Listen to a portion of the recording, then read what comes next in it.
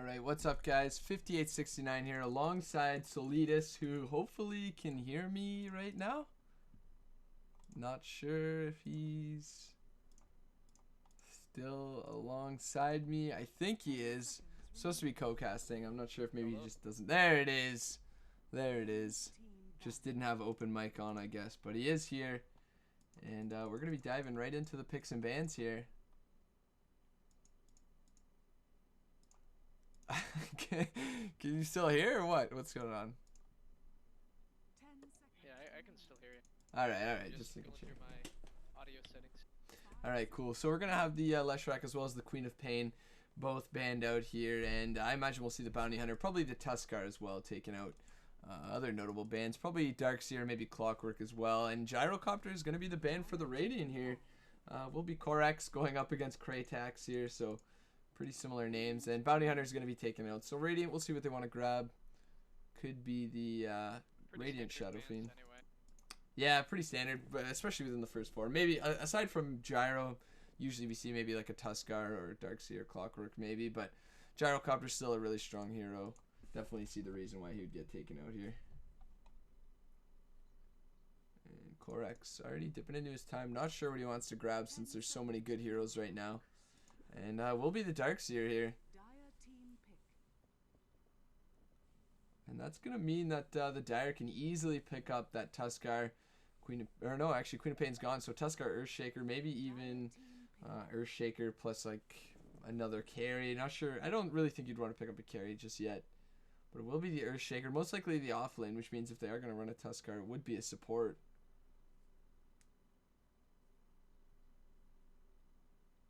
Unsure what they want to grab just yet. Could rotate that to a support Earthshaker and pick up either the Clockwork or the Tuskar offlane still, but I imagine that will be an offlane Earthshaker here.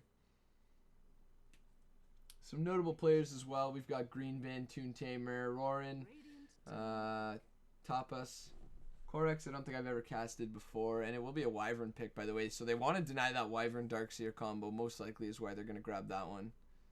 As not really the strongest hero on its own, but alongside that Darkseer, really difficult to deal with. And are your audio settings good, or are you still fooling around a bit? I'm good. You're good? Alright. Sounds good, man. I'm going to be... It just seems really early into the draft. It's just standard Earthshaker, Wyvern picks, just OP supports. They're probably going to roll the Earthshaker offlane. I wouldn't be surprised. Yeah, and it will be... I'm pretty sure Corex is going to be playing the Lina mid. Yeah, I could see that. I mean, such a ridiculously strong hero, especially late game with that Egg Scepter, 950 or 675 at level 11. That pure damage is so hard to deal with, but yeah, it could be a mid laner. Corex, I guess maybe you know a little bit more than me that he likes to play that Lina mid, or he is the mid player, but definitely could be played as a support as well, potentially the 4 position, if they want to leave their draft a little bit open, but I could definitely see that Lina mid lane. PL Rubik here going to be the follow-up ban. So PL for the Radiant, a little bit odd. They don't have heroes that are really necessarily bad against PL, but I guess maybe in general they just don't want to have to deal with that one. And the Dire are going to get rid of that Rubik, so they don't want the Rubik in there to steal the Winter's Curse, and then you've essentially got the Vac Wyvern ulti anyway. So they are going to get rid of that Rubik. Does give you a good defensive support alongside that Wyvern as well. So he's going to be out of the pool. Radiant. Probably going to be looking to get rid of a core here. Probably Storm Spirit, maybe Shadow Fiend even. Mid laner, probably going to be the next ban. Unless they're really not comfortable giving them another support here, but we'll definitely have to keep an eye out. They could roll a TA mid if they want to counter that Lina. Yeah. Because Lina right now is just going to dominate the lane if Corex plays it mid. So it's going to be really tough for them to have a decent mid lane. That's true, for sure. If they have TA, they could survive with that, but it's too early to tell. Yeah, that's true. You could, I guess, get maybe a little bit of a more greedy mid laner and just have the Wyvern camp out there for a couple of levels. Just harassing the lane out a little bit, but I think TA would be a solid pick for sure. And it will be a Bloodseeker ban, as well as an Anti-Mage. Anti-Mage, fairly good against Lina. After she Laguna Blade, she's left with not all that much mana there, and if you can hopefully maybe save that mana void throughout the team fight, maybe use it on the Lena. You can net yourself 1 or 2 kills, but they are going to get rid of that one, and they don't want to deal with the AM or the PL, so they don't have to deal with any of that split pushing, and definitely understand that, as it's going to be very annoying, even though you do have a Lena. I wouldn't be surprised if Dire picked up a Spectre. Yeah, that would be pretty good as well. And picking up that Spectre, we've definitely seen pretty popular alongside that NA Dota, like Ritsu, Envy, RTZ, all seem to be on that Spectre hype train, and we have seen it in FPL as well get picked up a little bit. As it looks like the Dire is going to move into the reserve time here for their 3rd pick, and they will grab the Tusk here. And it is still somewhat flexible. I think the Tuskar is probably a better offlaner than a support, since he won't be able to do all that much up against this Darkseer, although Earthshaker won't be able to do too much either. They could even look towards some dual lanes here. Tuskar +1, and then perhaps even the ES +1. Little bit less of a chance of that one, but it's definitely still in the books if they want to run something really weird, like a Tuskar Undying off lane, and then Earthshaker supporting a ranged carry up against that Darkseer. But Radiant is going to pick up the Witch Doctor, and that cask is pretty good against that Snowball. If you can manage to not get stunned and follow up from that Snowball with the cask, it could be devastating over here for the Dire. And I still think Radiant has better team fight advantage right now. I mean, Dire. They yeah. have way better team fight, so if anything, Radiant needs to consider, okay, are we just going to pick up more heroes, team fight versus team fight, or are we going to be a little greedy and farm the whole game? That's true, yeah, and the Shadow Fiend's going to add to that even more. Not bad. I think, I mean, Shadow Fiend is so strong. Yeah.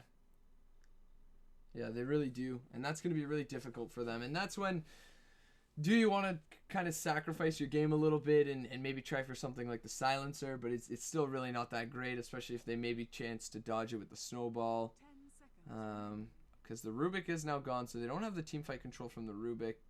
Silencer still in the pool. Honestly, I don't think it's that great of a pick. They'll go with the Disruptor, so he's got that Kinetic Field, Static Storm, I guess that AoE silence that you could use here. And that's not a bad idea whatsoever here. It does give you a little bit of chase, which they were lacking a little bit. Certainly, especially since that Tuskar and that Earthshaker have so much chase over here for the Dire. But they will grab the Disruptor. And that'll make the lane a little bit harder for whoever it may be, the Tuskar or the Earthshaker. Witch Doctor, Disruptor, dual support combo is going to be certainly really strong here. And the Radiant looking for their last carry. Wonder who they're going to grab. Both Luna and Huskar taken out. I imagine we'll probably see something like a Juggernaut. Maybe even something really weird like a Slardar, give you some nice solo pick potential here alongside that Shadow Fiend, but would be a little bit all-in-y. I still like the Spectre pick. It'd be a little greedy, but I mean they still have plenty of team fight right now. They do, yeah. They could easily fight that, yeah. Especially if the Shadow Fiend plays it very safe and you know he gives the Tuskar a little bit of room to farm up. So and all right. It's going to be a Wraith King, so didn't expect that whatsoever here. And I guess really if we look at the bans, the PL and the Anti-Mage both gone. And the fact that they've got their 2 supports means it's not like they're going to pick up a Lion with a Mana Drain or any other hero that's going to be able to eat through that mana. Unless they pick up the Spectre themselves, but really just the Spectre with their Diffusal of her own isn't going to really chew through that Wraith King. Yeah, this is going to be a really tough game for Radiant. Unless they perhaps... It's going to be hard for sure. They could do something really weird, like rotate the Lina to the 1 position in the safe lane, pick up like a Beastmaster mid. He's going to get wrecked by the Shadow Fiend, but if you can hope to find him some farm for that Necro Book, he can maybe control that Wraith King later on. But I think that's a little bit too hard of a counter just on the Wraith King. It does give you a little bit of lockdown in general for some of these heroes like the Shadow Fiend. But it could give you the Hawk as well to scout out the Earthshaker perhaps, but it's definitely going to be difficult. There's not a lot of answers for Wraith King right now. No, not at all. And they're going to take the Spectre, so we will pick up the Spectre. Yeah, we do see at least 1 Spectre, which not that bad. It's going to be played by the Green Bin. one of the better players, I think, on the Radiant team here. I believe he's somewhere around like 4 point something K MMR. I think the average MMR is like 4.2 here. I think there's a couple 3Ks or maybe one on Corex each team. 5.1k. Oh, really? Okay. Cratix is also 5k. Okay, so we've got this is gonna be a pretty good game then.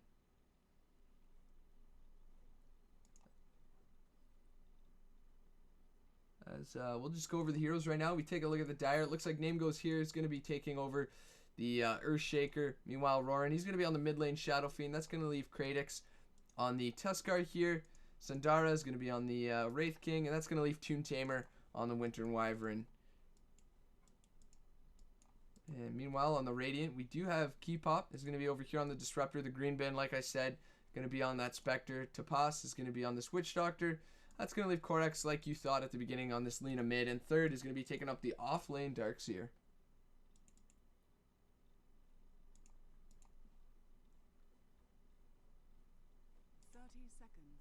As looks like a little bit of talk about main accounts or perhaps Smurf, something like that.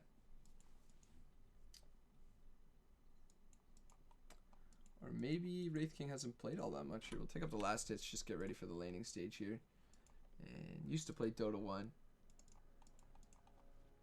I think it would be in Radiant's favor to run the tri lane bot, try to secure Spectre as much farm as possible. At this point, it's just going to be it's going to be just how fat can we get Spectre to be relative to the late game, to the Shadow Fiend, to everyone else. They have good team fight, but the problem is for as Radiant, Dire has decent team fight the entire game. So I think if anything, early game, mid game, it's still going to be tough for the Radiant, but if they can get Spectre big enough, they can secure a Radiance and a Defusal, then I guess they could win.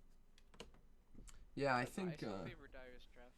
Yeah, I think another big issue that we may see later on with the Radiant is that the Haunt is, if we look at the Tuskar and the Earthshaker as well as the Wyvern, the other, I guess, 3 weaker cores that we're going to see this game, cores and supports, is that they're not really easy Haunt targets, right? Like, they're no Crystal Maiden or Skyraft Mage. Like, they're all fairly tanky in their own right. The Wyvern can just throw down her heal for herself if she wants to stay alive a little bit on the team fight, and that could be a little bit of an issue here, as it looks like just classic RD2L pauses all the time. Oh god, is this going to be a remake? Oh god. Oh, disaster. But yeah, I think that the biggest issue is that He wants a remake because he would have gotten 2 last hits. Classic. oh god. Roran. Oh god. I mean, I can see where he's coming from. The early last hits are fairly important, especially if you're going to go for the Necromastery first, but come on. Just play out the game. Call outs on tune. But yeah, I think we'll have to really see what the Spectre's going to go for. What kind of build is... we do see some Spectre still going for that Vanguard early on and maybe fighting early on if she's going to be a little bit worried here. Of the Dire's team fight potential around the 25-30 minute mark. But let's see here. Wyvern, what do we have? She does have an early dust, or excuse me, an early smoke on the Wyvern, and smoke and a fissure pretty hard to see coming. No matter where you're standing, really, it's such a long range initiation, and if it cuts you off in the middle of that river, you're gonna find yourself at the wrong end of a gank here, especially with just a couple raises. And it looks like, we've got a couple sentries over here on the Witch Doctor, but no smoke over here for the Radiant. As they're probably not going to be looking to pressure out the Shadow Fiend all that much, which means by around level 4, level 5, he's going to be pretty well dominating the lane. And especially if he gets some stacks here as well, he's really going to start taking control.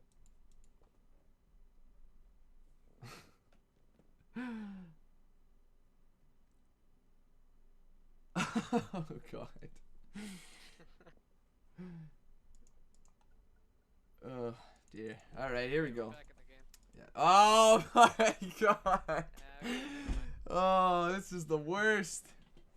Okay, they're just waiting for a couple people to join the Discord, which is kind of like Skype ish, I guess. It's just like a voice chat that I think RD2L is going to be using now.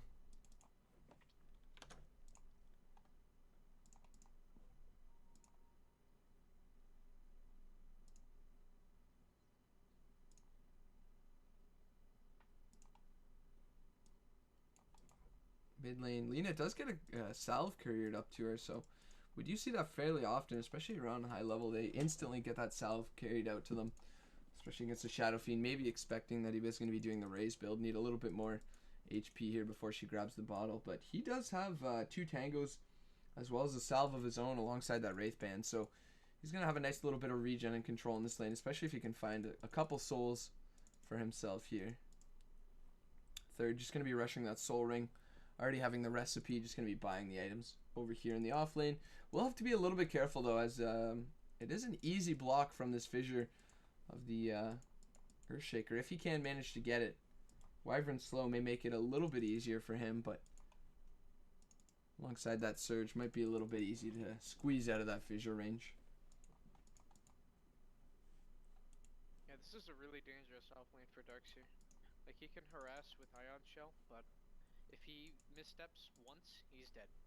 Yeah, and I think, what do you think about maybe the Wraith King getting an early point, really early point over here into the lifesteal there, just to try and help him stay in lane a little bit more. It's only about 15%. He's not going to be dealing too much damage, but at least it'll give you a little bit in terms of lane regen up against this Darkseer. It could work. Oh, we're back in the game. I guess if Darkseer is a little bit of aggressive in his play, going with the Ion Shell. Oh, they're making a move on him. Yeah, already going for it, but not going to be able to get him. Yeah, typical Wyvern. As the first Ion Shell going to be a little bit annoying. If anything, Wraith King can get Vampiric R level 1, but it might be in their favor to just wait it out, let Darkseer walk up with an Ion Shell or something, misstep, get the first point in Wraithfire Blast. If he gets that point, yeah, he will go with that point first.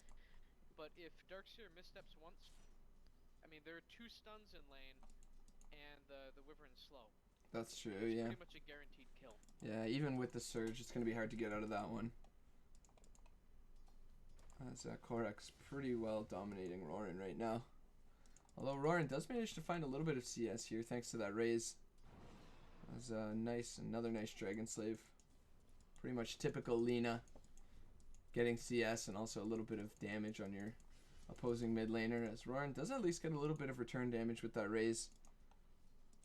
Bot lane, the wave is actually pushing in quite hard, and this Tuskar is going to be really happy with all the free EXP it's going to give him under tower here. I'm not sure if he went for the Ice Shards block, and that's why it's coming so far under tower, but even going to be able to secure himself 1 CS there at the very least. And now with that creep wave under tower, the next one's going to be really close to his tower as well, so he'll be fairly safe here, and it looks like they are going to rotate the supports off to grab that rune. Top lane, meanwhile, third, getting harassed out quite a bit yet again. The fissure, oh, they've got the Wraithfire Blast. The fissure, no, the Earthshaker stopped to deward. Oh no, he didn't think it was going to happen, and instead he stops the deward, so a little bit of a blunder from him. And looks like the Radiant supports here. Oh wow, really? He's gonna snowball in right now. He knows that nobody's around. He's gonna harass out Greenbin as much as possible, but K-pop is coming in here. We do have a finished Soul Ring as well. On the mid lane. Oh yeah, that's gonna be really difficult.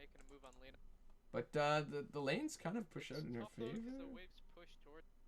Yeah, although it's gonna start going towards the mid lane now, and you kind of have to have it a little bit closer over here to the Dire side. And there it is, the fissure. Oh, no, just barely off mark. Barely off mark. That was so close to catching her on the wrong side there. And I'm sure Corex is going to be pretty happy with that one.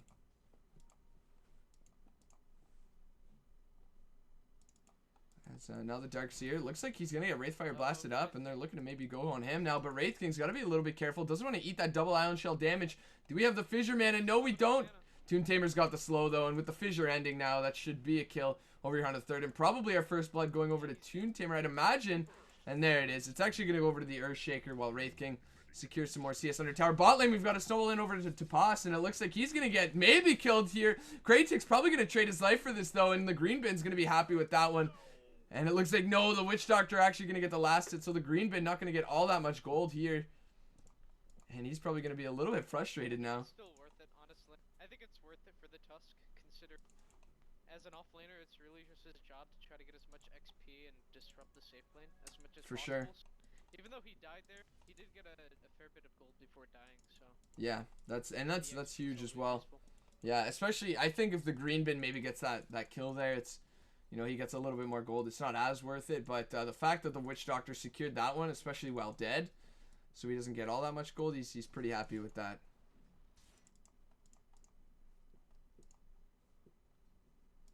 So it looks like the Shadow Fiend starting to catch up on this Lena now, and with her leaving to go get Rune, he's gonna really start out CSing her. Is finally gonna hit that level 5, that sweet spot with the 3 points in a raise, and it looks like the Witch Doctor looking for a gank, but he's got to be so careful. He's actually fairly squishy here, and just look at that one raise, one more right click and a raise, maybe could be enough. Oh no, the miss chance. The miss. And the miss raise as well.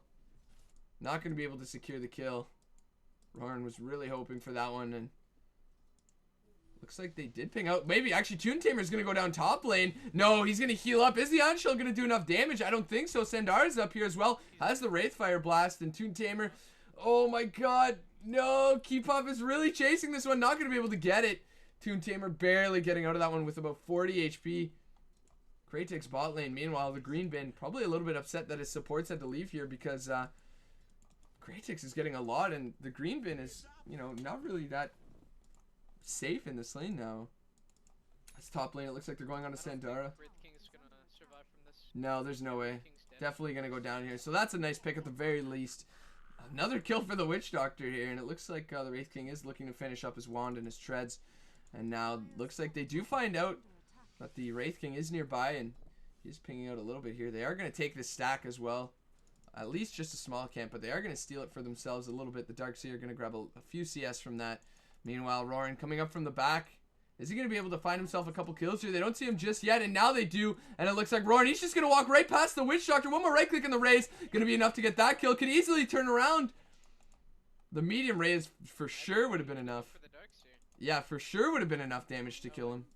And now the Lena looks like she's rotating over here for the rune. Not going to be able to get it, and with no mana, probably can't secure this kill. Just going to force out the illusion rune there. Roran a little bit scared of what could have happened. Bot lane, the green bin forced to use the salve now. As Cratix just harassing him out so well. We do have the level 7 on the Lena now, who looks like not sure what she's going to be going for this game. I imagine the Yule Scepter could go for the Bloodstone if she really wants to extend her late game presence. And yeah, there it is. There's the snowball in. Toontamer's in here as well, and they've got the Walrus Punch. Not enough to kill her just yet. Tapas is going to be able to get the cask, and Toontamer's going to go down. Maybe not, though. This heal yet again doing so much work. And it looks like he may just live just barely here. 1 or 2 more right clicks might be enough to get the kill with the Maledict. But it looks like no, Maledict's going to wear off the snowball in. And that's going to be the end of it. But Corex is going to walk right in and at least take 1 kill onto this offlane Tuskar.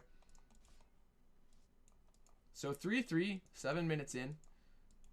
Fairly active game so far from both teams. Yeah, for sure. If we take a look right now, they're only ahead a little bit in net worth, about 600, 700, and it is early in the game, but we can see that it is going in their favor right now.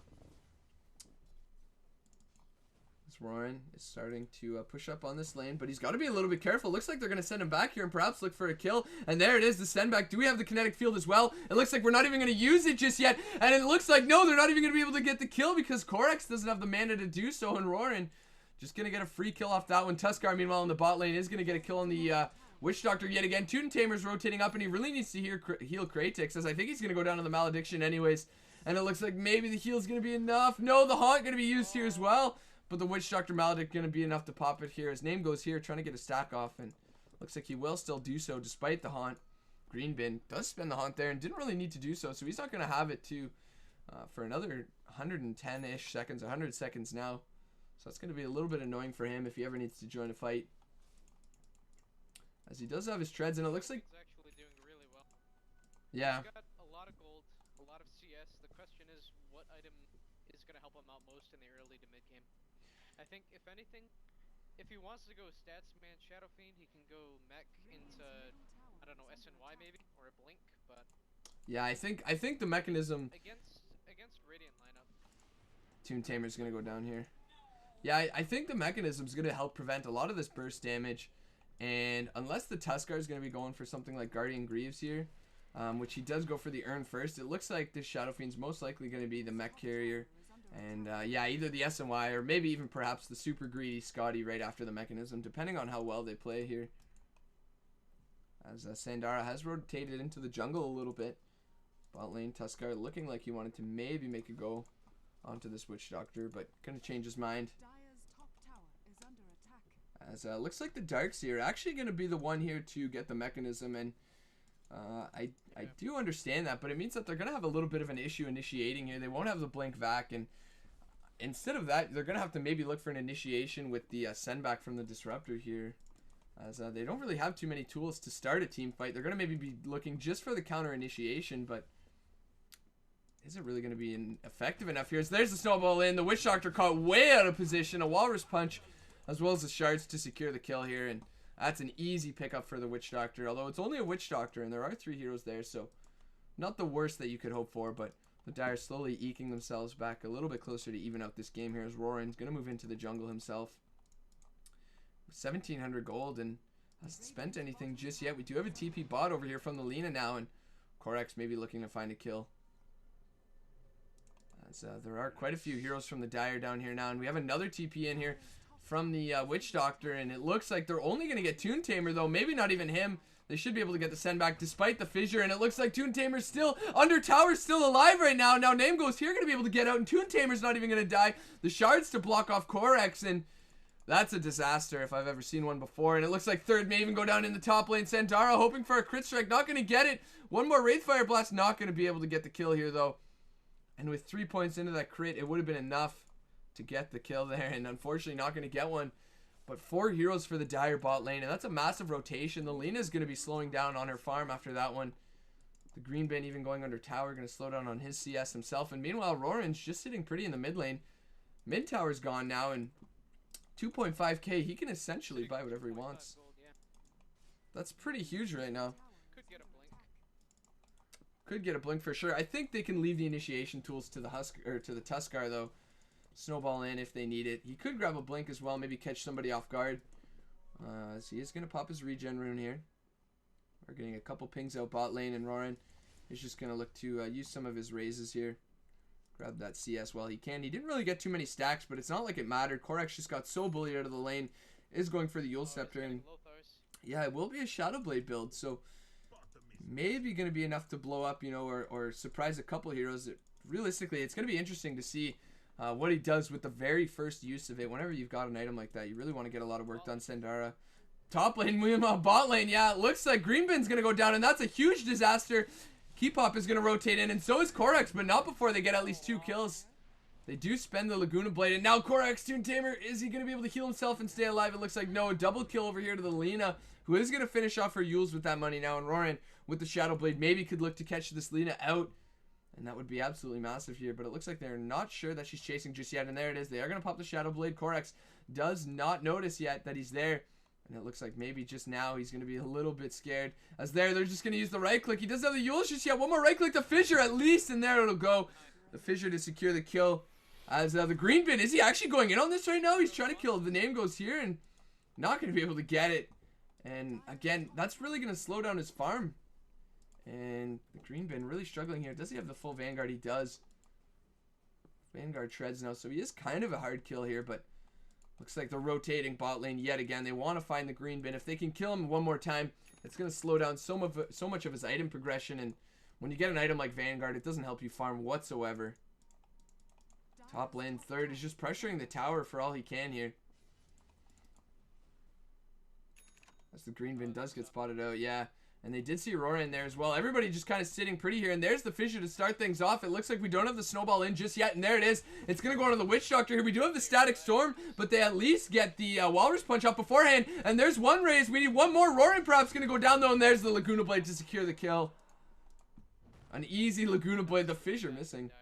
And it was. They really, really got aggressive there. And that's huge for the Green Bin. Just getting that AoE gold. Yeah, absolutely massive. If we take a look at the charts right now, it is jumping right back up. They were just about they were only 1,500 ahead, and now it's going to zero out almost essentially here. If you take a look at the leading net worth, the Shadow Fiend only ahead by 800 now, despite having that huge lead on the Lina early on.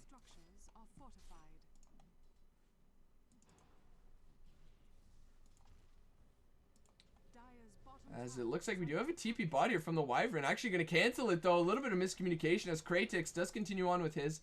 Looking like he wants to go on a snowball here. Maybe catch out this Disruptor, but not going to be doing that. As a top lane, Sandara as well, not getting very active. Has 2.3k of his own. Should probably just look to buy a Blink Dagger and fight with his team. As it looks like there it is. Blink Dagger is going to be picked up. Meanwhile, on the mid lane, Roran trying to secure some more souls here after dying. And does have about 22 now. Corex. Oh no, Yule's the creep. The worst. Oh, and the question mark follow-up. Oh, that is the absolute worst when you miss the Yule Scepter. And Roran's just going to walk away Shadowbladed after that one. Going to find a haste rune as well, so maybe could look to get a pick here. As looks like we are going to get a couple wards here. Top lane. Meanwhile, it looks like the Radiant's going to lose their off-lane tower maybe here as third. Trying to save it for all he can here. It looks like Corex is going to rotate to the top lane. Santera just going to look and blink right on him. There's the Yule Scepter onto the Wyvern. And the follow-up Light Strike Ray going to land. They're not... Oh, he spends the Laguna Blade. Didn't think they needed to, but they will spend the Laguna Blade to kill him. Meanwhile, Roran's just going to walk in. Shadow Blade. Could look to channel his ult from right where he is right now. Just channel the ult, Roran. There it is. Going to hit Corex. One more raise after that. Could be enough to get the kill. No, he's going to get silenced just barely long enough to stop him from raising. And now the mechanism as well, keeping Corex alive a little bit longer. Third is in the middle of this fight as well. Does have the back and the cask as well as the ult from the Witch Doctor. Sandara perhaps going to go down here as well. And there's the hunt to give the vision. And now Sandara almost certainly going to go down. Roran caught out here as well. And it looks like the kinetic field not going to land. Thunderstrike going to give him a vision for a little bit longer, but they're not going to be able to chase that. And when all's said and done, it's a 3 for 2 with the Wyvern dying at the very beginning there. And it looks like it's going to start going in towards the Dire's favor here. Just a little bit. About 500 experience, telling a little bit of a different story, about 1,800 in the way of the Dire there, as they do lose the Skeleton King. Spectre is trying to farm the jungle a little bit here. Vanguard does at least give you some nice regen and tank ability, so you can farm the jungle, but certainly not a farm accelerator like a Radiance would be, or Maelstrom, or anything like that, really. As Tuskar is going to find an Invis rune, and if he can spot out the green bin, and maybe they can rotate to make a gank here, could be an issue for him as third is in this mid lane. Going to eat a lot from Ice Shards, and he's going to die almost instantly. I'm not sure if he knew what was happening there. Just walking right in, has the mechanism, but not going to be enough to keep him alive with the follow-up shards from Tuskar. That's going to be an easy kill now, and the Dire just looking to extend their lead, despite the fact that the Radiant was on the comeback here.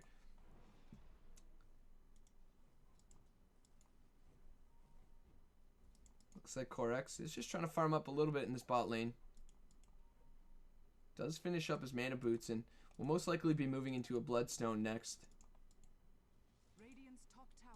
As usually does help if you get the mana boots first. A little bit more efficient as both teams pinging each other out. They do see one another as Corex is getting pinged out here. Maybe going to look to farm up the camp here. And I'm surprised maybe he's not paying enough attention as he is going to get fissured up. No, the fissure way off mark now. And it looks like there's the Yule Scepter up. Kinetic field to follow. The snowball is going to go right through. Tapas is going to be the first one to get stunned up. And they're just easily going to blow up that Tuskar. Meanwhile, Wraith King's going to blink in. Doesn't have his ultimate. Has to be very careful. Corex, though, could be the next target here. The Haunt in onto Sandara. Meanwhile, in the back lane, Toontamer is going to go down. Name goes here, caught in the edge of the fight as well. He's going to be the fourth casualty here.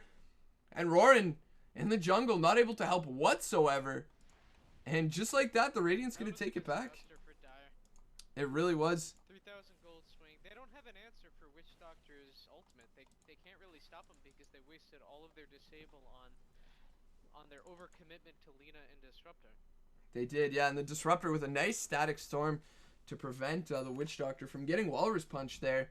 So despite not being in a kinetic field, they are going to buy him a little bit time. And yeah, you saw the ult from the Witch Doctor doing work. The Skeleton King fighting as well without his ultimate is pretty huge there, as he's just going to die and not really offer much to the team fight.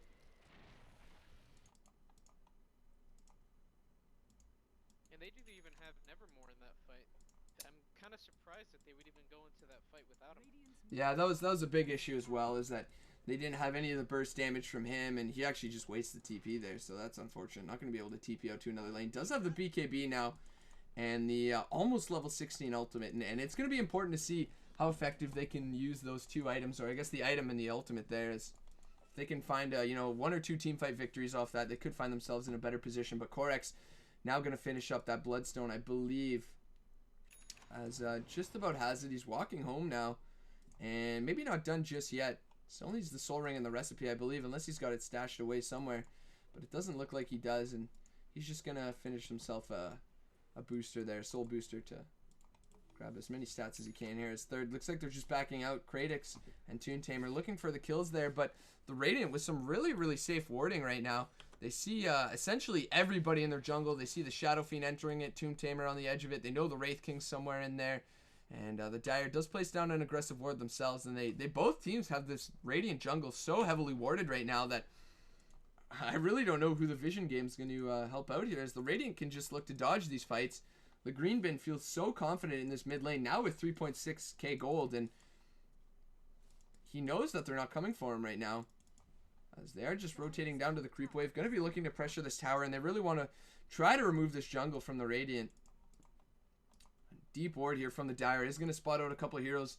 It does spot out the Disruptor walking into the trees, and Roran just going to walk right next to third, and he's just going to actually right-click the creep first. Third going to be able to surge out using the mechanism already, and now Tapas is going to get snowballed under tower. Keepop being held out by those shards as well, and it looks like he's just going to back out, not feeling all too confident right now. They're going to send him back, and they do find the Disruptor here as well. There's the ult from Tapas. Is going to get canceled almost instantly. Disruptor going to go down from the right-clicks of the Shadow Fiend, and now the Radiant going to trade back a team fight loss after getting a victory of their own here. Both teams just very back and forth team fights right now, and looks like Aztec is pointing out that the Sacred Relic is picked up over here on the Spectre, and he is going to be moving into a Radiance. 20 minutes in, probably going to have it by around the 23-minute mark, and that's not all that late for the start that he had here. Take a look at the graphs real quick. It looks like so back and forth right now, evening out back and forth by both teams. It looks like the Dire are going to start taking it back in their own advantage here. 17-16, 20 minutes in. And what a game it's been so far. The Haunt going to be used to try and find some space. The Green Bin going to go in. There's the Snowball as well. Not going to be able to hit on anybody though. Corex channeling the ultimate, instantly blowing up the Lina. And there's the race to follow up. The Echo Slam as well. The Green Bin going to go down, and that's going to slow down his Radiance. And it's going to be probably a 5-man wipe here if they can look to kill Tapas. There's the Ice Shards, and it looks like the Snowball as well to follow. Give the man an ultra kill, because it's going to be a full 5-man wipe.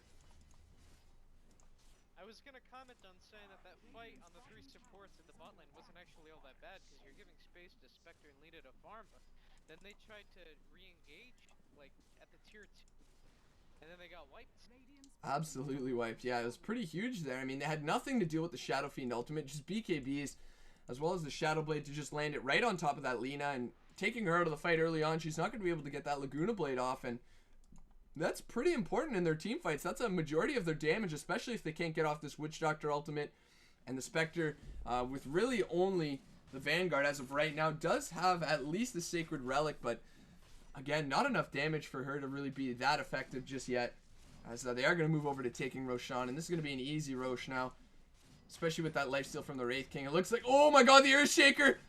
Oh my god, 18 HP. That was so close. Actually uses Soul Ring for some reason in the pit, and almost dies to the slam from the Roshan there, and looks like Roran now, another slam there. One more to bring Roran down a little bit more, and it looks like they're probably going to give it to the Shadow Fiend. And now they're going to have to deal with the Wraith King respawning instantly, as well as the Shadow Fiend. So, going to be pretty hard for them here as Corex is farming quite dangerously, and they do have the ward to spot him here. Shadow Fiend, is he going to Shadow Blade up? They should see it from their own wards here as well, and it looks like they will. They maybe spotted out. No, Corex getting a little bit aggressive here. There's the Ice Shard's going to block some of them out. The Yule Scepter onto the Shadow, or excuse me, onto the Skeleton King immediately. There's the Snowball and going to land on 2. And it looks like the back wall actually going to be the wall. There it is. Finally, the wall going to land on 3. The Witch Doctor channeling the ultimate. And now it looks like the Shadow Fiend and the Wraith King are going to have to respawn all alone. So just as I was saying they had no tools to deal with it, they're going to instantly wipe the Dire there. And nobody dying? Or did we have a buyback? I'm going to have to wait for the recap on that one, as I don't think anybody bought back. Do they have a stun? They do. Toontamer going to go down here as well. And what a disaster for the Dire. I cannot believe how back and forth this game is going. I still don't know how they lost the team fight so badly. Like, they just misinitiated. Wraith King blinked, and then he got used, and he couldn't disable anyone. Yeah, it was really weird. The Snowball in. Clumped up together for the vacuum. Exactly, yeah. The snowball in on top of the Darkseer and the Lina, and then essentially he was already there. The Shadow Blade in from the Shadow Fiend trying to find the Lina, but he just gets back walled, and they all just blow up immediately after that Wraith King tries to chase them down as well. And a 3-hero vac wall is going to be a pretty easy team fight win, especially with the Witch Doctor channeling his ultimate there, getting it off for at least a little bit. And now he's moving in towards his Aghanim Scepter, and he's about halfway there, so the Radiant going to be super comfortable going into this game now, as the Radiant's finished on the Spectre now as well. So this is going to be huge for the Radiant now. They're going to start hitting some of their peaks, and the Dire, they've got to be so careful with the the lead that they just gave away now. And I'm sure they're knowing right now, because when you're ahead, you can kind of feel the shifts happen. You know how much you just gave away, and it's going to be really difficult for them. Wraith King going for a Sange here. Definitely not very often that we see that. As is he going for a Silver Edge, or what's his build here? Can't really click on him, unfortunately. It's going to be Treads Blink Sange, and that's fairly odd here. I still think that Dire's draft is really good. It just feels like they're kind of losing the game based off of their itemization. Like, if they can't initiate properly, that's it. The team fight's over for them. They all die. Very true. They don't have the right items to sustain in team fight. They can't actually deal much damage outside of their disables. So if they don't land their disables, that's it. Team fight's over. Exactly, and they importantly enough, they are mechless on their team, up against a team now who has Greaves, so that burst heal is going to be exceptionally helpful for dealing with those early snowball walrus punches, give you some armor when you're at low HP as well. So now they're up against a Greaves team, and they've got no sustain of their own other than maybe the lifesteal from the Wraith King, but realistically, I really don't think the Shadow Blade has worked out all that much for Roran now, as he hasn't really gotten that much done with it. We saw it blow the Lina up once, but it's just going to get harder and harder now, as, she's got her Bloodstone, and she's getting a little bit tankier herself here. Spectre now with that Radiance as well. I think a huge problem for him is that because he went BKB immediately after Lothar's, he doesn't really have that much damage outside of, like what he's doing now, he can't even kill Darkseer. No, exactly, and there's the snowball in, so they will manage to get the kill, but the Haunt follow-up, Corex is here as well. There's the Yule Scepter, the Haunt over here on the Cratix, and now Roran gonna have to channel his ulti. They are gonna ult Corex here as well with the Wyvern. It looks like they're also gonna spend the ultimate here from the Disruptor. Tapas has to be careful, looking like he wants to use the ulti of his own, but it's gonna be a 2 for 2 so far, and it looks like that's gonna be the end of it unless they can catch Roran, and it looks like they won't be able to do so. Regen Rune getting pinged out here, and it looks like the Earthshaker gonna pick that up on his own here, and that was an odd fight. About 6,000 gold, so he can definitely get a damage dealing item. I think that's what he needs to be looking towards right now. He's got enough survivability with the BKB and the Lothars. He just needs to get some sort of damage output.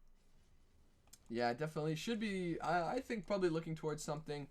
I mean, they don't have much physical damage. A lot of it's AoE, so probably it's going to be the Scotty actually. So before I even get to it, I was going to say either the SNY or the Scotty. They are kind of stat items. They do give you some good damage, but he's just going to be so tanky now. But what's it going to matter if the rest of his team dies and he's just sitting pretty in front of 5 opponent heroes? As we are going to see the Radiant throw up a rune, or excuse me, a ward on the rune bottom. But it's going to be interesting to see how well this Scotty works out. Especially up against a Spectre with Haunt, who's not all too worried about getting kited here.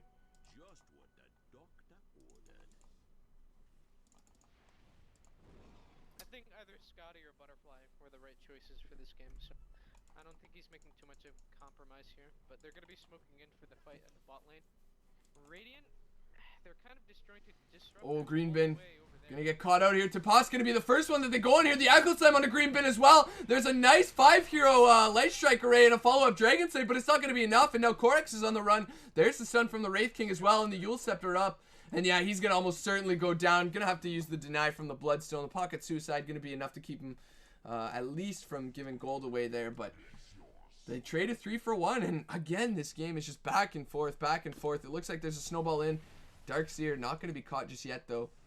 And that's just Disruptor in the back of the back of his base almost now. You'd think if Third was able to get it. Disruptor was in that fight. If he was closer, I think they could have had the potential to turn that fight around. he just needed his ultimate, so they couldn't use their spells, but they had way too much lockdown. They killed Lina pretty quickly. Exactly, yeah, and third unable to get out. Oh, the fish are going to catch third, actually. That was huge, and can anybody follow this up? Just maybe a TB to the tier 2. At the very least, third's not going to be able to help his team defend if they want to look to push, but it looks like they won't do that, and now Darkseer blinking up on the cliff here. Does anybody know where he is? I don't think so, and looks like he's going to have a tough time getting home, but he will be able to do so. But yeah, if he was able to get a nice counter initiation off there with the Blink Dagger as well as the Greaves follow-up, you'd think maybe they could turn that fight, and now Roran just going to be hitting some of these Ancients here, as third is just going to run out. Cratix could find him, and Cratix has a BKB of his own, and he's kind of tough to deal with as well here. Walrus Punch, definitely not a little bit of damage. It's nothing to really forget about. As Wraith King just going to move into the jungle again here.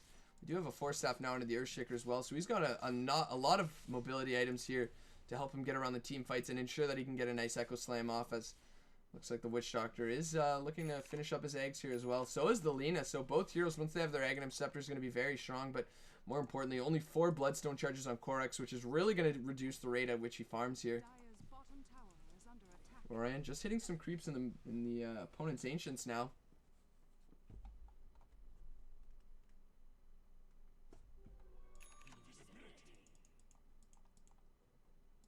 As we're hitting the 30-minute mark, and we've got 50 kills, so definitely an exciting game. There's the Aghanim Scepter finished up by Lina, and now this 950 pure damage is pretty much going to chew through the HP pools of almost everybody on the opponent team. But again, they're still so tanky. Meanwhile, in the mid lane, it looks like Shadow Fiend going to get an easy kill here onto the Disruptor. The blinking from the from the Skeleton King as well. The Snowball in to follow up, and now Corex has to be so careful. It looks like he's going to get caught out the shards. Going to push him out on the other side, and you know, sometimes it is a very difficult spell to hit. Meanwhile, the Green Bin does actually use Haunt here, and that's very important because now he's going to have to rely on a TP. That's a dead Darkseer. And yeah, with the Darkseer going down, the Dire can easily take this tower. It's all up to the Green Bin to put on as much pressure as he possibly can here, but not with that much farm. It's going to be very difficult. Does buy an Ultimate Orb, so he's not even going to have buyback for this fight if he needs it, and that's unfortunate because the Dire can really look to pressure out the lane here now. It looks like Corex, oh no, he's gonna get caught out. There's the Yule Scepter, but the Blink Stun the Fissure as well, and he's instantly gonna get blown up, and with no buyback on him as well, it looks like the Dire, yeah, the Dire easily gonna be able to get the racks. The Green Bin trying to do as much as he can, and he is getting pinged out over here from the from the Skeleton King, but does it even matter? Sure, he takes the tower, but he loses his racks here. Can they hope to take a fight with maybe the Darkseer Vac Wall? It's really going to come down to if they can get a Vac Wall, ult from the Witch Doctor, maybe like ult from the Disruptor. It's going to have to be a perfect teamfight execution, and it looks like they're setting up for it. Here's the TPN from the Green Bin. The Darkseer surging in. There it is. The Vac into it. The wall as well as the Disruptor ultimate. But Roran just going to pop his BKB, channel the Requiem, and that's going to deal so much damage. The instant mechanism here, though, from the Darkseer going to be enough to keep him alive. Meanwhile, the Wraith King going to get caught out. The Echo Slam not actually going to land on that many heroes. The stun going to be enough to prevent Tapas from channeling his ultimate. Now there's the Walrus Punch. It's going to be enough to kill the Witch Doctor. I believe the heal doing so much work right now, though, and it looks like they're going to get a double kill. Roran's going to go down as well on the backside to the Lina, and they will lose the racks, but not without trading 4 heroes for it, and it looks like, you know, they're alright with that.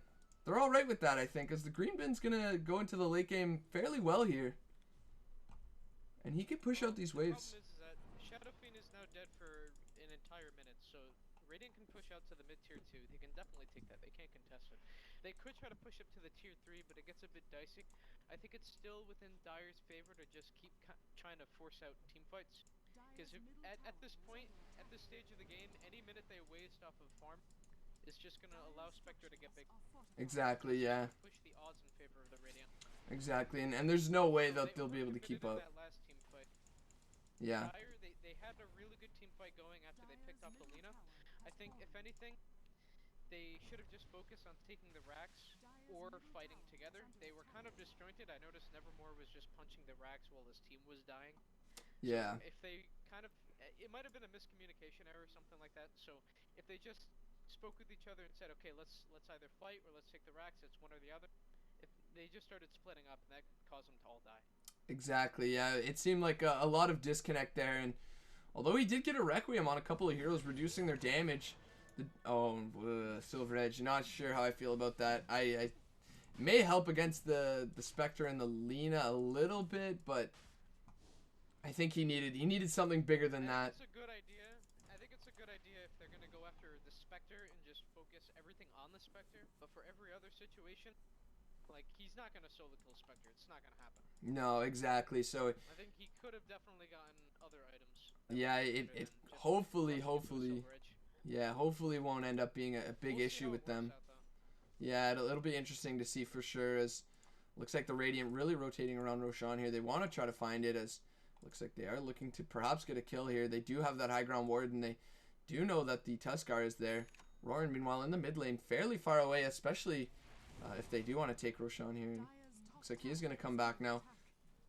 Did use the Silver Edge, and the Radiant does have a sentry. As it looks like, yeah, the Darkseer does get spotted out, but is able to get away there. As do hear a TP here. It is from the Spectre, who will have Haunt to return to the fight, so no problems there whatsoever. And look at the ward. 2 observer wards on this hill from the Dire right next to Roshan, so that's not what they want.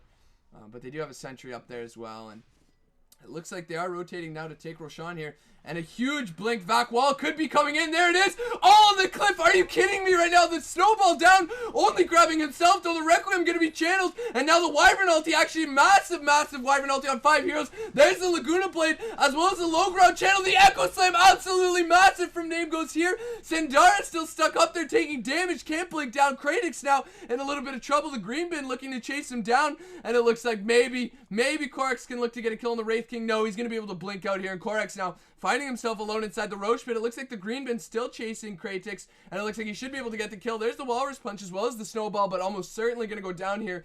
And he's moving in towards a Scotty. He's got quite a bit of damage now. Cratix going to try and earn up, and it looks like Sandara's going to return in, and he might be able to kill the Green Bin. The Dragon Slave not going to be enough to secure the kill on the Tuskar just yet. And now Sandara, he's going to go down, and it looks like, yes, the Tuskar is going to get Yulesed up. Not going to go down, though. Corex just turning around. He thought it was going to be enough damage to kill him. 50 damage was going to kill him. Oh.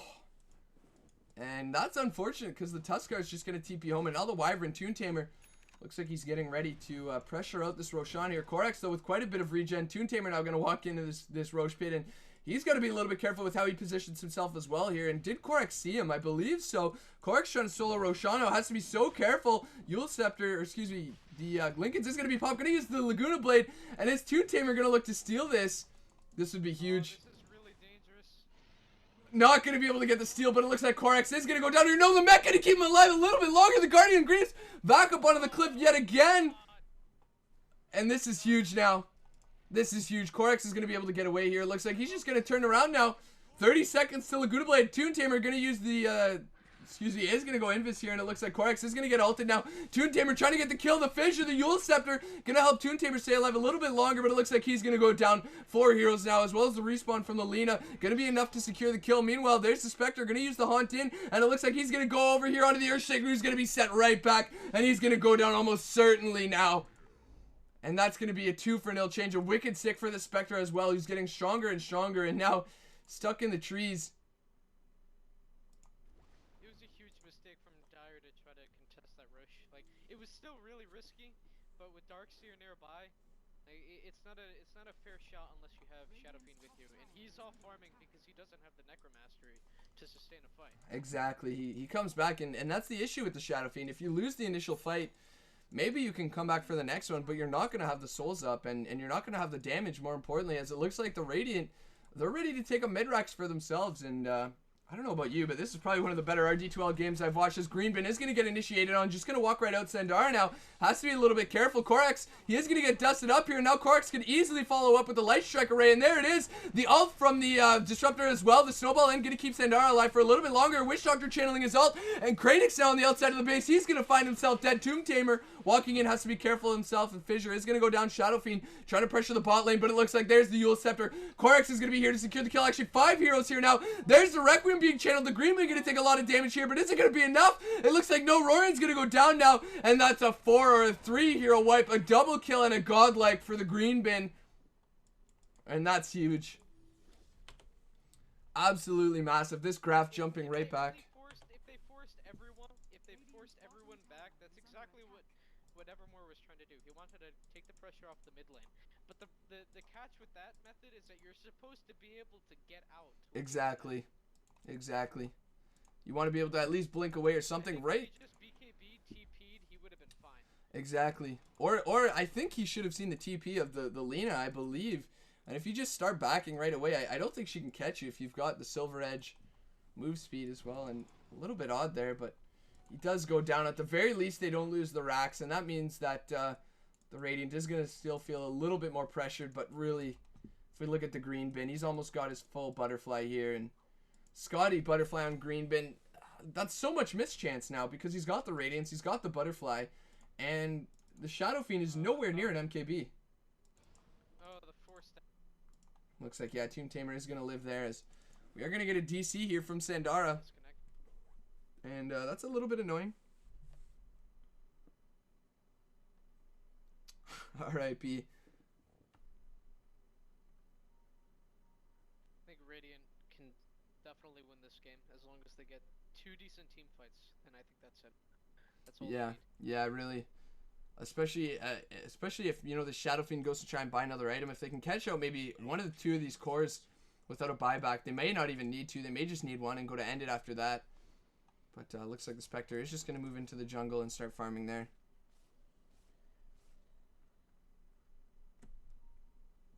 And Puppy Paws from Toontamer. So the Shadow Fiend is going to respawn, and he's not going to have all that many souls here. Yet again, he's going to instantly TP 14 souls, going to go to the bot lane, try and get as many as possible before the next fight tends to break out, and he will do just that. Up to about 21 now. Should have plenty of souls by the time the next fight breaks out. And the gem picked up from the Disruptor as well is going to mean that all this Glimmer Cape shenanigans aren't really going to help the Dire all that much anymore. And we do see a BKB over here from the Earthshaker, so not sure how effective that's going to be, but at the very least it'll prevent him from getting controlled a little bit if he does move in for an Echo Slam or a Fissure follow-up as well. And the Shiva's Guard from third here as well, going to reduce some of the attack speed on Roran, as well as the Wraith King here. Corex looks like he does have the haste rune. They do see him. Is going to dodge that with the Eul's Scepter. Meanwhile, there's the stun from Tapas. Looks like he maybe wants to make a go here, but they're not going to, as the jumps aren't really going to favor them all that much. The Wraith King does decide to pick up a Maelstrom here, and look at this Wraith King's farm right now. It seems like he's so far behind. 3 cores from the Radiant, all leading in the top 4. Shadow Fiend still ahead, but just barely. The Spectre's going to overtake that any second now. And looks like he does manage to finish up the butterfly here as well. So going to be very difficult now to kill the green bin. I honestly don't know how they do it. I have absolutely no idea how they kill green bin. They're going to need probably a perfect Requiem right on top of them.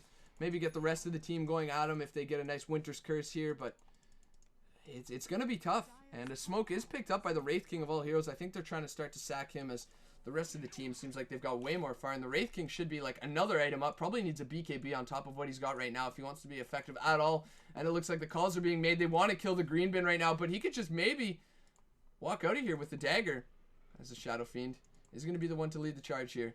And they are going to see the courier. Is it going to be able to deliver? Yes, at least going to be able to get the butterfly here. But it looks like maybe they're going to be able to get the kill. Yes, there's the snowball and the walrus punch as well. The ult here is going down as well. And just look at this. They're bashing on him. And they will kill him. And he does spend the haunt. He does spend the haunt. And he's got no buyback. And this is huge now. The Dire can really look to expand off of what they just got. They can potentially take a Rax out of that. He doesn't have buyback. Yeah, I think this could be Rax. Spectre would be farming by himself when everyone's off the map. Yeah, it is. It is a very odd position. If they lose this team fight, that could be game. Especially because the top lane was actually pushing in towards the Dire's base. If you don't see anybody there, you should know something's going on.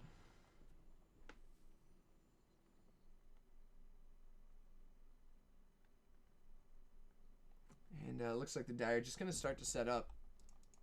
They don't have an Aegis, right? Unless I missed something. No. The Lina got the Aegis earlier. Yeah, they're just going to try and harass out, or excuse me, just destroy these creep waves mid, as they are going to lay down a kinetic field. And with a low cooldown like that from that ability. And there it is, the snowball in, the instant blink. It looks like Tapas has got to be so careful, trying to run away now. He does have the ultimate if he wants to use it. Meanwhile, Sandara, he's going to waste the first life there. It looks like no, the Shadow Fiend Roran, meanwhile, yet again, just banging off at the racks here, is going to get stunned up. They do have Laguna Blade. Spectre up in about 10 seconds. One of the ultimate, another blinking from Sandara, and now the Disruptor has to be careful, needs to lay down the kinetic field now before he can't use it. The blink back wall into Roran, as well as the channeled ultimate. It looks like he's going to go down. Third is still alive.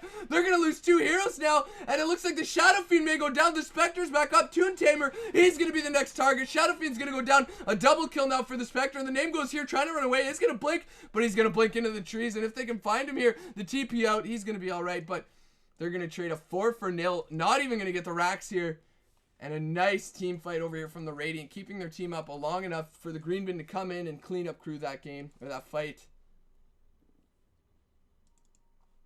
Now the only thing left for them to do is just push out the lanes as much as they can. Try to force out buybacks if possible. Roche will be up in what? I don't know how to even read that clock. We still have another about... It's going to be another... No. The Lena lost the Aegis almost right away, but it's looking like it's going to be another about 4 minutes. By the time the timer's finished, the basic, it's going to be, I think, 3 minutes here as well. Or is it still bugged? I know it was bugged. I don't know if it's still bugged. Either way, they're going to want to try to make as much space as they can, try to control the map as possible so that when Roche does spawn... Alright, yeah, Roche will respawn in 1 minute, so they're going to want to push out the lanes. Once all the lanes are pushed up in their favor, they can go take the Roche, get the Aegis, push the racks. Ooh, the Force Staff. It's really risky going in right now, though. Yeah, but they're very confident. The Shadow Fiend's not going to have souls, so even when he does respawn, it's not going to be that big of a deal. The Green Bin getting slowed up here, and he is taking quite a bit of damage now. Is returning a lot of it, though, as well here, and it looks like they're going to eat through this creep wave and work on towards the tower next. Wyvern is going to destroy some of that creep wave here as Corex is going to get initiated on now. Doesn't have the Yule Scepter. Is going to use it just now. The Echo Slam not going to hit on absolutely anything though. And Corex and Tapas are still alive. And now the Haunted from the Spectre. Roaring not dealing all that much damage. And it looks like the Wraith King. There's his ulti. The Green Bin's getting so low right now. The Requiem being channeled. But it's not going to do that much. Sandara's going to go down. And the Radiant's still alive on 5 heroes here. Do they have the regen to keep themselves still going at this Rax? I believe they do. And it looks like yes they do. No, there's a nice fissure as well as a couple raises here. The Shiva's Guard going to be used as well, and it looks like the Radiant still wants to keep banging off at this. Tuskar does have the buyback. Tapas is going to throw up the stun. There's the buyback from the Tuskar as well, and yeah, they need to leave this team fight immediately. This Lena is so rich. They can try for it, but they cannot push the high ground without Aegis. It's just way too risky. It really is. It really is. Because the game's not even boiling down to who has the bigger GPM lead or the XPM lead. At this point, it's all about mechanical skill and landing your spells. So anything can go when these team fights right now. And yeah, speaking of which, we do see the Radiant with a massive net worth lead. About 12,000 EXP, upwards of 20,000. But again, they still have so much difficulty here closing out this game. And it's true, it doesn't really matter all that much anymore. And realistically, the Wraith King is going to slowly start getting some more items here. Despite the fact that he was behind, he's kind of getting there. Looks like he's working on an MKB next. And when he does get some items, team fights are going to be a little bit easier for the Dire here. So the fact that Radiant hasn't been able to take these fights just yet with a 6-slotted, essentially a 6-slotted Spectre means that it's going to be a little bit difficult for him as Roran is moving in towards an MKB of his own. And once he gets that as well, he won't even have to worry about the Butterfly or the Radiant's mischance. And that's a damage item that he's really going to look forward to grabbing here, as they are just going to push out this bot lane and look for the bot racks yet again, as Cratix isn't there though, so he's quite far off. And Corex is here as well, going to give himself a little bit of move speed here. They're going to find a couple wards from the Dire and get rid of them very quickly. And look at that, there's the blink of the Wraith King, just barely too far to get that stun. And now the Dire could look to do Roshan themselves. They do get a Force Staff, oddly enough, as the next item over here on Cratix, and they're just looking for a little bit of mobility around these ultimates and these abilities from the Radiant. They really need to go Roche now. They do. This is their best opportunity. This is as fun as it's gonna get. Yeah, the Spectre is getting a lot of farm top lane though, and he does have the Haunt back in if he's willing to use it, and I imagine he will. The Roche is being pinged out, and right now, what are they doing? They're in the jungle, and this is exactly what Spectre wants. They're not even pressuring. The Spectre may feel a little bit pressured because they're off the map, but realistically, he's perfectly safe right now. And Roshan is finally getting pinged out. The snowball in. Roran is going to start it all off here as Corex is going to move to the top lane. And are they thinking that they'll just trade a tower for this Aegis? It seems so, as there's no way now that Corex gets into this team fight. And it looks like they're just going to give up Roshan despite having some really good AoE team fight. But the Dire, a little bit confused. I honestly don't think they're expecting them to give it up this easily here. Spectre is going to destroy a tower here. Does have the haunt back in. The boots of travel back here from Corex though. And it looks like maybe they're going to give it up. Yeah, they're for sure going to have to, as the Aegis is going to go down. And that's a cheese as well. And they are going to drop the TPs on 2 heroes. So Spectre TPing back already. Like, this is so strange. Is he trying to finish an item here? What's going on? Looks like he's just trying to finish an item. He could have forced TPs. He could have kept pushing top. Yeah, really could have. It looks like he's selling his Vanguard, buying a heart, but really he could have done the same thing. I don't know. I really don't know about that one. Imagine he's pushing up. He's getting a few hundred gold from his creeps still. He's killing his catapults, pressuring the top tower. The Dire's still trying to push in. They're not getting there until just now. And yeah, sure, you've got a Heart Spectre, really but he doesn't have buyback. yeah, exactly. He doesn't have buyback either. And there it is, the Haunt to start everything off. It looks like the BKB instantly popped over here. And Toontamer's going to instantly get blown up from the Laguna Blade. The Witch Doctor channeling the ulti. Sandara's going to go down, and look at that. The Green Bin in the backline's dealing so much damage. The Disruptor ultimate going to be used as well as the back wall. And it looks like Roran now has to be a little bit careful. He's in some trouble here. Going to lose the Aegis of Sandara. Already lost 1 life. There's the second one going down. And Roran, he's going to die easily a second time. Trying to focus the racks, but no. He's going to go down in a triple kill for the Green Bin. Obviously not all too worried. And is this actually a GG? I think it is, because I don't see how they come back from this. And it looks like that's it. So the Radiant just really coming back. This game was so back and forth. The Radiant really holding the end of the game here as they do pick up the MKB. Maybe it was a fake GG. They're probably going to go for one more team fight, but realistically, yeah, they've got no way to deal with anybody here. Corex is probably going to be able to kill Roran here, despite the fact that he did start it off. No, Roran way too tanky there. As it looks like the Earthshaker is going to blink up. BKB, beautiful BKB, going to prevent him from getting stunned. And it's a buyback on the Shaker now, and the Spectre just pushing the bot lane. Realistically, though, the creeps are pushing into the mid lane, and I don't know if it's GG just yet. They've got to get something done here, or this pressure from the mid lane could start dealing a little bit of damage to some buildings. Spectre's going to TP back, so it's actually not GG. They're confident that they can at least try for one more team fight. And this Spectre now can get rid of her TPs and grab one more item, though, and that's going to be so difficult. If she grabs something like the Manta or even a Refresher next, she's still quite far off that, but if she grabs like a Refresher, could even maybe look to something like a BKB. This late in the game, they won't have anything to deal with it, really, aside from maybe the Wyvern ulti. But even then, that's not that big of a deal here. But the Green Bin does have plenty of money. The Witch Doctor as well with tons of money himself here. And Wraith King is going to move in towards the Ancients here. Very poor himself. Nowhere near an MKB whatsoever. Shard's going to catch the Darkseer illusion, but it's only an illusion, and that's going to be the end of that. They're going to Walrus punch it, but I'm sure he's confident with that one, as Shadow Fiend is pressuring the top lane yet again, and maybe if they can catch out a couple of heroes around the map, they can look to get this tower. And we do have a smoke on the Radiant Courier as well. Toontamer, he's going to get sheeped up. Almost certainly going to go down. Just trying to do a little bit of a YOLO push. And that's going to be an easy kill for Cortex. Or Corex, I mean.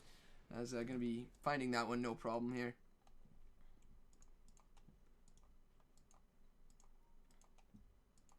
And the Lina now looks like she's moving into a Refresher. I believe, no. Refresher for the Darkseer. Yeah, Darkseer just spending all his gold there. Let's be a little bit careful. And is he buying? Yeah, it is. It's going to be the Refresher as well. This is very risky, especially when you're this far ahead, really. If you die, that's pretty much it. We're this late into the game. It's 52 minutes. Dire doesn't have any buybacks. Nobody on Dire can buy back. Lina, Spectre, Disruptor can all buy back. Yeah, they do have the 3 buybacks, which is good. If anything, the Dire need to just YOLO team fight, get some pickoffs somehow, be able to force buybacks. I think their primary goal, because the next team fight, I don't think they're gonna win the game unless it's right at their base. Exactly, or unless nobody's got buybacks, but they do have them, as we can see, so not going to be able to do too much here. Sandara does have an invis rune of his own. Looks like he is searching for somebody. He's walking top lane. We're getting a ping out from Sandara, but no, they're saying, hey, buddy, come back. Definitely can't get that kill, as we do have a smoke up behind the Lina here. And now they do have to be a little bit careful here. Skeleton King. They're going to find the Tuskar. Maybe not. Looks like, yes, they are pinging him out, and there it is. They do find him. The smoke still hasn't popped just yet. I'm surprised they're not going to send him back yet. And it looks like they'll also find Sandara caught out, and now they see two heroes, and they're just going to close in on them right now. The boots have traveled up from the Lina. Tapas is going to go instantly on this Wraith King, and now they've got to be so careful. There it is. The Maledict can be used, but the blink up from the Wraith King, though, and now Cratix is going to be the next target here, and it looks like he is going to get caught out. The BKB going to be enough to keep him, you know, from getting controlled a little bit here, but the slow from the Scotty on the Spectre, as well as just the damage that she's outputting now, is going to be enough. As well, they're going to find the Wraith King, easily be able to kill him twice here, as Corex with a nice bit of attack speed. But bot lane, look at the move from the Dire. They know the Lina actually just TP top here, and do they have TPs on anybody else? They do have one on Disruptor. They don't have one on Spectre. I can't really check her. So they might be able to easily get this Rax. And now third, he's going to get blown up here, I imagine. As no, there's the TP back from the Witch Doctor. Third is going to get focused on it. Now everybody's TPing back. They baited it out. Roran is almost certainly going to go down. There's the back to keep him there. And it looks like he's going to BKB, get the range Rax, but it's not worth it whatsoever. He's down for 117 seconds. And realistically, if they don't GG now, then, I mean, there's really no way they come back from this. The Spectre has not died in so long. The Lina, same boat. They just ran in. They really did. Desperate just to get one pair or just one thing of Rax. And it wasn't even the melee Rax, it was the range Rax. That's not worth it at all. A very, very odd fight indeed there. Almost everyone, save for Witch Doctor and the Radiant, can buy back, so even if somehow Dire does a Hail Mary team fight, I don't think they can come back from this. Yeah, the Radiant really not like, I mean, they did have to back a little bit, but everybody split up in different lanes. They're not really looking to pressure it, and I mean, they're delaying the game at the very least. I guess they're a little bit afraid. They don't want to give it away. I think this Lina needs to get rid of this Yule Scepter at this point and just spend it on maybe a Daedalus, get a little bit of right-click damage going, as Darkseer gonna get caught out in the mid lane, so...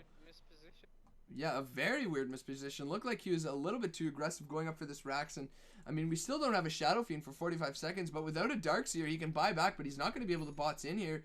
And it's going to be an Octarine core here for this Lina. And I don't know about that one. Laguna Blade's good, but I think if you're casting all your abilities here, either you get the Refresher or you go for a Daedalus and go for some right-click damage with that Fiery Soul passive.